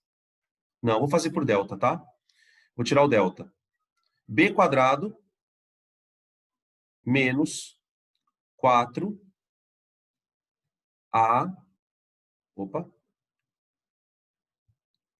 também não sou tão bom de matemática assim, ó, 4AC,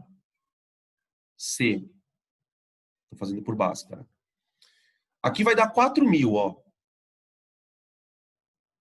4.000, deixa eu ver se é isso, 40.000, né? 4 vezes 5, 20, vezes 200 dá 40.000. 40.000? Não. 4 vezes 5, 20, vezes 200. Vai conferindo aí para ver, tá? Então vai dar 40. Peraí, deixa eu fazer eu a conta aqui.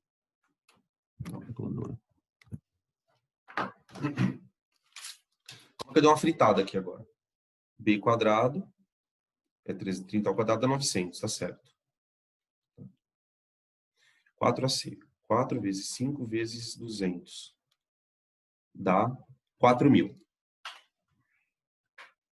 Então vai ficar... Peraí. 4.000... Dá 4.900, é isso, né? 4.900. Tá? Isso é o delta. A raiz de delta, então, é 70. Quais são as duas soluções possíveis para o corpo encostar no solo? T é igual a menos B, mais ou menos a raiz de delta, sobre 2A, sobre menos 10. Tá bom? Bom, duas soluções são permitidas, né? Embora uma não vai ter sentido. Vamos ver aqui, ó. Quais são os possíveis... Opa! Quais são os possíveis valores de T? T1 seria menos 30 com menos 70 dá menos 100. Dividido por menos 10 dá 10. 10 segundos. Menos 30 mais 70 dá mais 40. Dividido por menos 10 dá menos 4. Não existe segundo menos 4, né? Tempo menos 4 seria 4 segundos antes do Big Bang, né? Da existência de todas as coisas no universo. Então, o nosso tempo que ele demora para tocar o solo é 10 segundos. Tá? Danilo, o que eu faço com isso agora? Bom, sente e chora, né? Bom, ele ficou 10 segundos voando. Se eu descobrir agora a componente horizontal da velocidade, eu acho o alcance. Porque veja só agora, quer ver? Ó, vou trocar aqui. Como é que eu calculo a componente Vx? Você tem a componente V0 aqui. O Vx é o que arrasta ele para a direita, não é? Aqui nós temos o ângulo de 30 graus. Certo? O Vx ele vale V0 vezes o cosseno de 30. Portanto, Vx é igual a V0, que é 60 vezes raiz quadrada de 3 sobre 2. Portanto, meu Vx ficou 30 raiz de 3 metros por segundo. Tá? E ele ficou durante 10 segundos voando. Então, eu vou achar o alcance horizontal agora. Na horizontal, eu tenho um movimento uniforme. Certo? Para o movimento uniforme, Vx igual a distância horizontal sobre o tempo de voo. Tá? Toda a dificuldade do problema resultou do fato de que o desgramado não saiu do chão. Porque se ele tivesse saído do chão, o tempo de voo seria o tempo de subida mais o tempo de descida. Eu calcularia o tempo de subida, dobro e depois faço o tempo de descida. Tá? Nesse caso, o dx vai ficar, então, a 30 raiz de 3 vezes o tempo de voo. O tempo de voo é exatamente o instante 10 segundos, que é o ponto onde ele chega no solo. Aqui, ó. Ele chega no solo. Tá? Beleza? Então, 10 segundos. Peraí. 10. Então vai ficar um número meio feinho, né? Dx igual a 300 raiz quadrada de 3 metros. Tá? Num exercício aberto, provavelmente ele daria um valor de raiz de 3, ou se ele não der, você deixa do jeito que está considerado mesmo, não tem problema. Tá? Perguntas. Eu vou voltar nesse slide aqui, porque eu imagino que vocês queiram tirar print dele. Ó. Quem quiser tirar o print desse aqui. Aí. Agora eu vou passar para o outro. Pronto.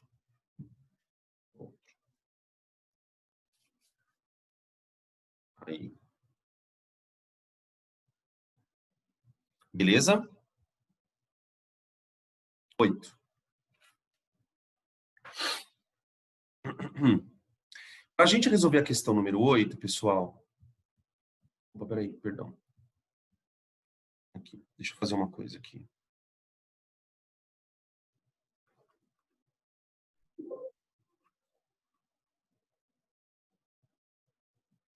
Deixa eu duplicar esse slide aqui também. Peraí.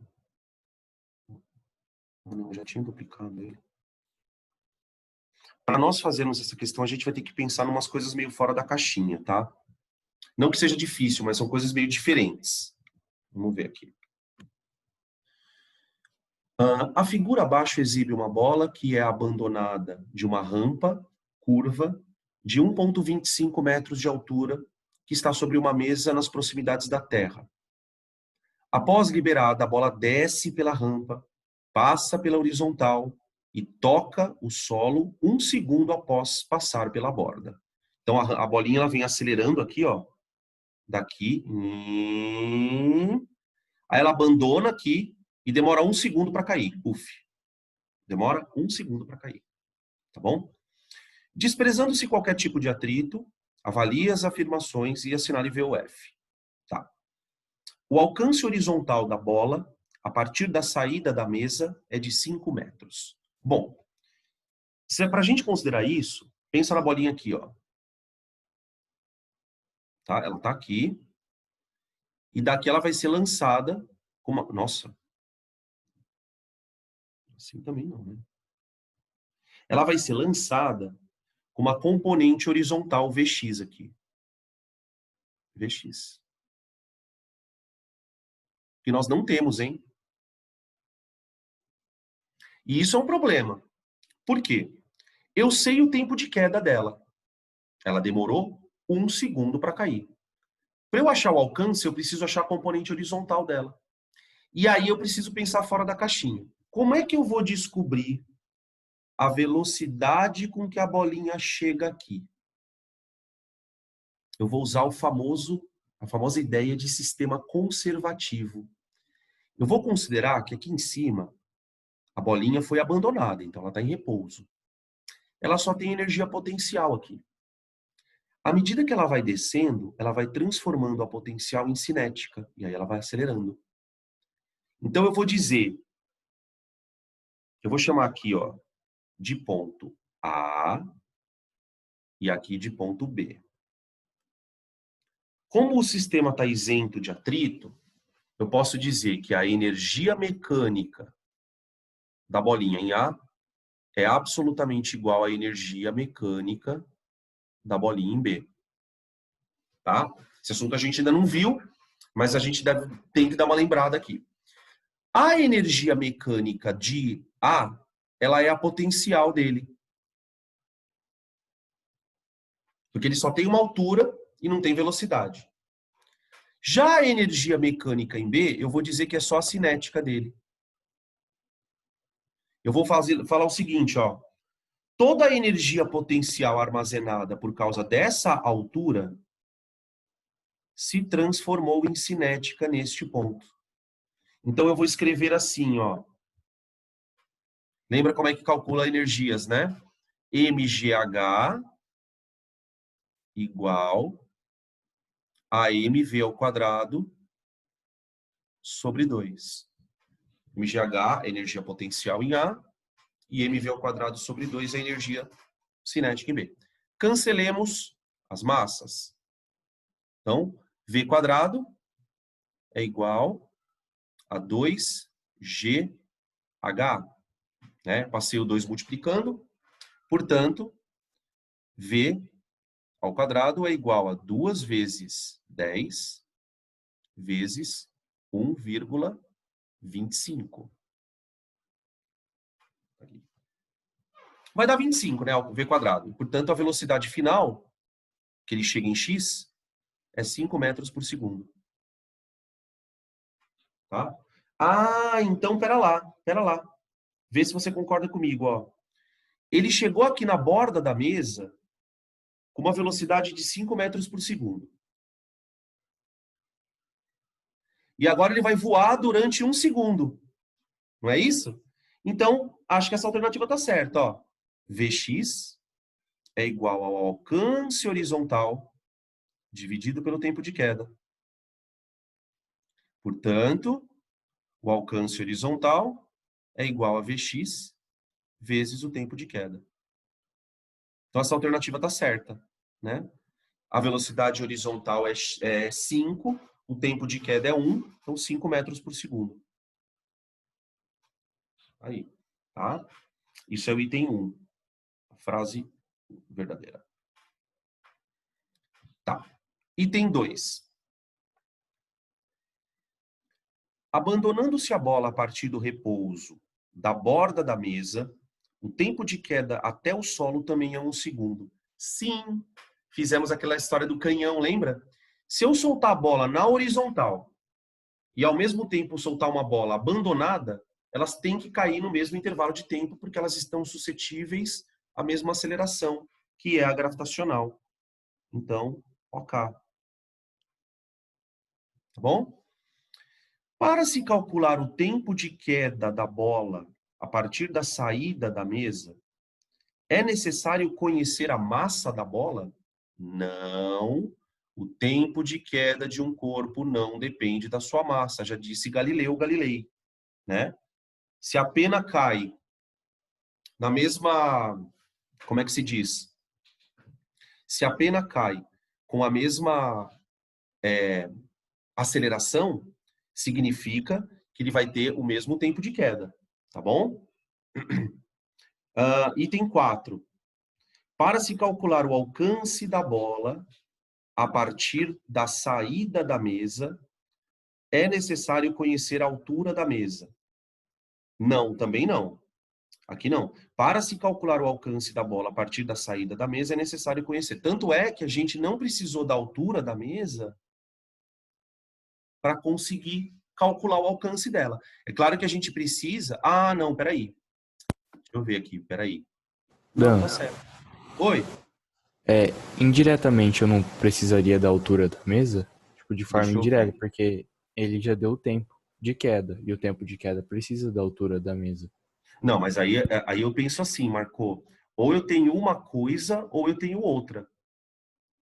Se ele me deu o tempo de queda, eu já não preciso mais da altura da mesa. Concordo que um depende do outro. Mas, então, se eu te dou a altura da mesa, você calcula? Calcula.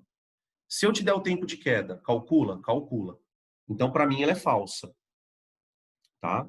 Agora, peraí, tem alguma coisa que eu acho que eu comi bola aqui, peraí. Que eu não tô achando a A resposta. terceira é falsa também, da massa. Você colocou Ah, é da verdadeiro massa, é sem verdade. querer. Eu só escrevi. Nossa, que viagem aqui. Eu só escrevi aqui. Eu falei uma merda e escrevi outra. Tá?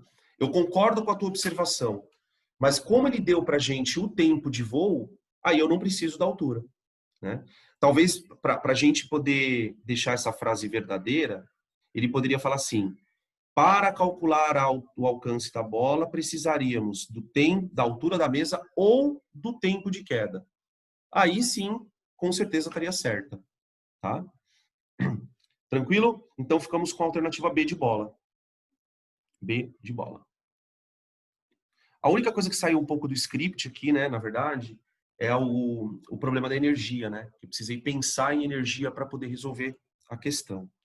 Tá bom? Podem printar. Printations. Aí.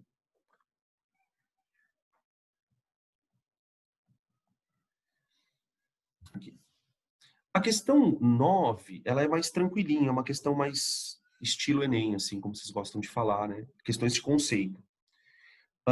Bom, vamos ler aqui o enunciado.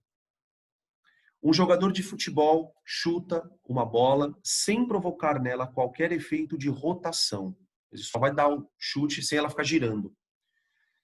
A resistência do ar é praticamente desprezível e a trajetória da bola é um arco de parábola, uma parábola. Traça-se um sistema de eixos coordenados, com o eixo X na horizontal, paralelo ao chão, e o eixo Y vertical, no sentido positivo para cima. A figura que melhor representa o vetor, na figura a seguir, aliás, o vetor V0 indica a velocidade da bola, velocidade inicial após o chute. Então ele mostra aqui lançamento oblíquo, né? Abaixo estão indicados 4 vetores, cada um de um jeitinho diferente, sendo um deles o vetor nulo, que é esse aqui, o 4. O vetor nulo não tem tamanho, né? Ele quer que a gente diga quais são os vetores que descrevem adequada e respectivamente a velocidade e a aceleração da bola no ponto mais alto da sua trajetória. Então eu tenho uma trajetória balística. No ponto mais alto da trajetória, eu tenho um vetor velocidade e um vetor aceleração. Eu quero que a gente mostre quem são esses vetores, tá? Bom, vamos começar pelo mais fácil, né, gente? O vetor aceleração, ele está sempre para baixo. A única aceleração que atua no corpo durante esse evento é a gravidade. Então, tá para baixo. Então, eu já descobri que essa aqui é a gravidade, a aceleração. Ele quer, respectivamente, né, velocidade e aceleração. A velocidade no ponto mais alto, nós já discutimos, ela é apenas a componente horizontal. Tá? Então, você teria aqui este vetor W1 relativo à velocidade horizontal e o vetor W2 relativo à aceleração, tá? Velocidade e aceleração W1 e W2, tá? Que vai dar a alternativa D, né? Aqui é o W1 e aqui o W2. Pronto. Tá? Mais simplesinho esse, tá? Ô, gente, só um comentário. Esse vetor aqui, ó, o que ele poderia representar? Ele poderia representar uma resultante da velocidade na descida. Por exemplo, se eu pegar um ponto aqui, ó, pega um ponto aleatório aqui no meio, ó. Esse ponto aleatório, ele vai ter um Vx, que continua lá, firme e forte. E ele vai ter um VYzinho, aqui, ó, tuf. Certo? De tal maneira que se você faz a resultante aqui, ó, você tem uma resultante para cá. Vamos colocar ela aqui, ó, de outra cor. Aqui, ó. Isso aqui seria a velocidade resultante no ponto da descida, tá? Então ele poderia fazer essa pergunta, me dá uma resultante da velocidade na descida. Você tem 2 componentes, então ela fica meio desse jeito deitadinho, tá bom? Beleza? E uma outra coisa que eu não falei a aula inteira.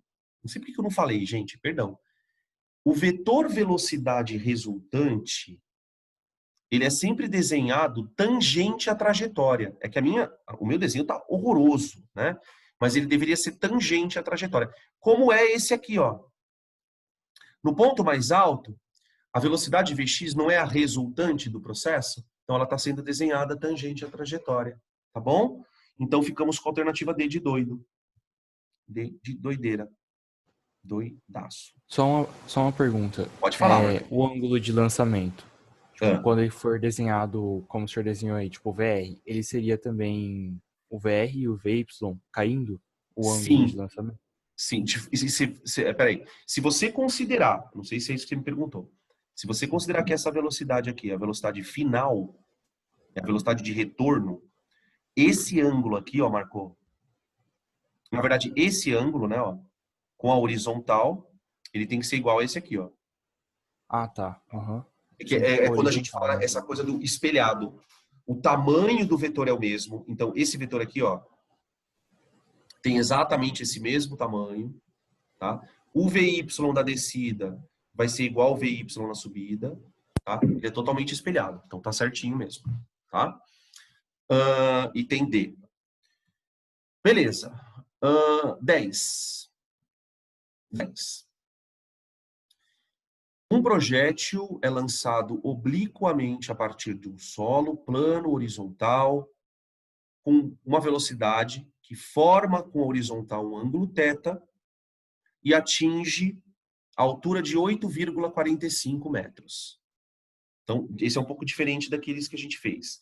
Ele deu um ângulo, então você tem o V0, você tem aqui o ângulo com a horizontal, que ele chamou de alfa, perdão, não é θ. O corpo fez isso, ó.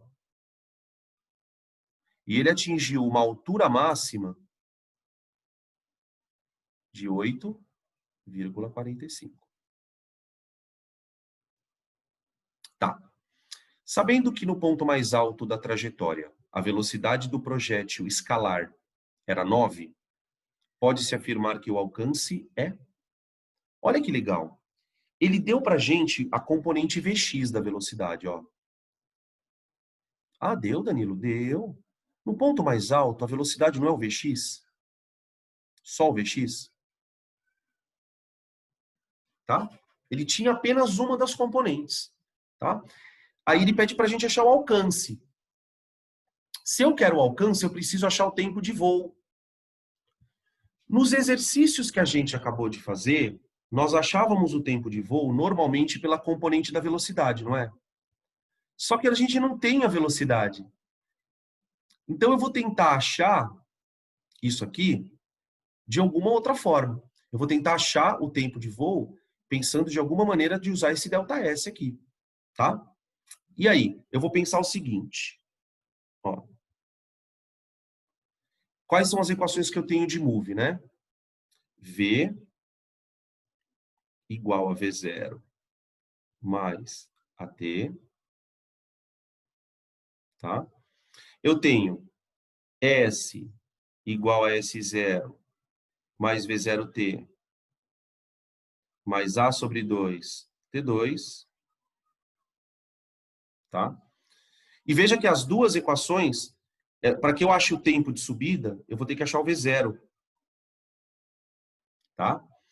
E eu não tenho V0, pelo menos na vertical, né? Então, eu vou tentar fazer o seguinte, eu vou tentar achar por Torricelli, ó. V quadrado é igual a V0 ao quadrado mais 2A ΔS. O que eu vou tentar fazer? Como eu sei que lá em cima a velocidade vertical dele é 0, e eu sei o ΔS... Danilo, Oi? tipo, eu não posso usar a fórmula da altura máxima, já que eu tenho ela? Fórmula da altura máxima. Qual fórmula é essa, Du? Aquela que é G vezes T ao quadrado sobre 2? GT quadrado. Ela vem de Torricelli. Ela vem do Torricelli. Ah, sim. Dá para você fazer. Você pode fazer o seguinte. Quer ver? Um outro jeito de você fazer é pensar assim. Porque aí eu vou achar o tempo de subida, né? Isso. Pode Aí ser. se eu dobrar, eu acho o tempo total. Tem um outro jeito que é muito rápido também de você fazer, que é o seguinte. Se você não quiser fazer por Torricelli, pensar na subida, tudo, pensa assim. Como o tempo de subida é o tempo de queda, usa a fórmula do tempo de queda só para esse trecho aqui, ó. Então, por exemplo, calcula assim, ó, tempo de queda é igual a raiz quadrada de 2H sobre G. Tá? Tempo de queda vai dar... Tem vários jeitos de fazer. Da raiz quadrada de 2 vezes 8,45 dividido por 10. Tá? 8,45 vezes 2, 16,9. dividido por 10 dá 1,69. Então, o tempo de queda é a raiz quadrada de 1,69. É isso? Deixa eu ver. Isso, assim que eu fiz. É isso, né? A raiz disso aqui deve dar 1,3, né?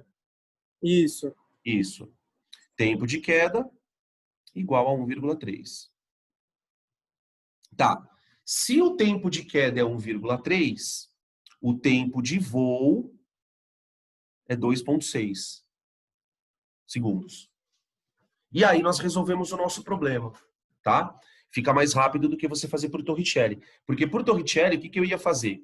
Eu ia achar o V0, depois eu ia pegar o V0, jogar aqui e achar o tempo de subida. Ia demorar mais, tá? Desse jeito que o Edu propôs é muito mais rápido. Tá, agora vamos achar o alcance, né? Bom, Vx igual a dx dividido por tempo de voo. Então, o nosso alcance, dx, é igual a V, que é 9, multiplicado pelo tempo de voo, que é 2,6. 2,6, tá? 9 vezes 2,6 dá 23,4 metros. Dx igual a 23,4 metros. Aí. Beleza? Que nos dá a alternativa D de doido. Novamente. É isso aí. Beleza? Opa. Calma. Pessoal, perguntas? Alguma dúvida? Alguma coisa que vocês gostariam que eu falasse mais? Alguma pontuação de algum exercício? Deixa eu só pausar o recorde. Você faz o lançamento oblíquo, igual daquela questão, já de uma determinada altura, eu sempre vou ter que fazer daquele estilo que você fez, eu fiquei um pouco confusa. Aquele exercício é o diferentão, que é quando ele não sai do chão. Você monta a equação horária, porque o que muda, na verdade, de você jogar ele de cima e jogar do chão? Quando você joga do chão, na equação horária, o S0 é 0. Quando você joga ele do solo, você tem uma altura inicial. Então, sempre que ele não jogar do chão, você já sabe que você vai ter que montar a equação horária. Tá? Entendi. Obrigada. Nada. Que mais? Tudo ok? Tudo tranquilo? Tudo na sussa? Então tá. Eu vou desativar aqui a gravação, tá? Assim que tiver disponível, eu mando para vocês no grupo. E eu espero que vocês tenham um bom final de semana, tá? Já gravei a aula de ligação iônica, já está pronta. No sábado de manhã, vocês recebem a aula de ligação iônica e a aula de... gente, eu fiz um pequeno equívoco no planejamento, tá? Preciso contar para vocês uma coisa. Eu ia mandar para vocês aula de composição de... Não, eu não sei o que eu botei no planejamento. Eu botei composição de movimento ou movimento circular, vocês lembram? Agora eu não tô lembrando. Deixa eu ver. Movimento circular. Então tá certo. Não, eu vou mandar o movimento circular. Depois do movimento circular, a gente tem uma outra aula de composição de movimentos. E aí a gente encerra a parte de cinemática, tá? Então, sábado, vocês recebem de manhã movimentos circulares e ligação iônica, já com as respectivas folhinhas, tá bom? Beijos para vocês, viu? Fiquem com Deus. Qualquer coisa eu tô aqui no WhatsApp. E não esquece de agendar plantão, tá? Não esquece de agendar plantão. Beijos. Tchau, Dan. Tchau, lindões.